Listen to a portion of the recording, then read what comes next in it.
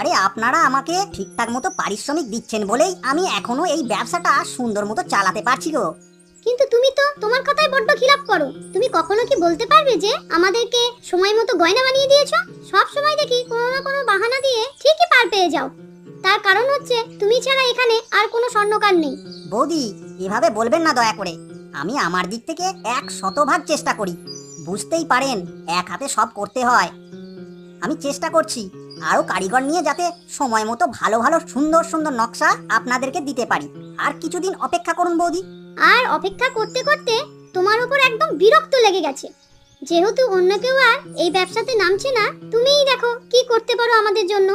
আচ্ছা বৌদি, আশীর্বাদ করবেন। ঠিক আছে, আমরা এখন উঠলাম। 3 দিন পরে এসে সব গয়না নিয়ে যাব। দয়া করে 3 দিন পরে অন্তত আর কোনো কাহিনী আমাদেরকে বলতে এসো না। আর ধৈর্যের পরীক্ষা আর নিও না কিন্তু। যেভাবেই হোক, যত কষ্টই হোক, 3 দিনের মধ্যে পুরো কাজ শেষ করে রাখবো আমি। ঠিক আছে, আমার এই কথাটা তোমার নিজের মনে থাকলেই চলবে।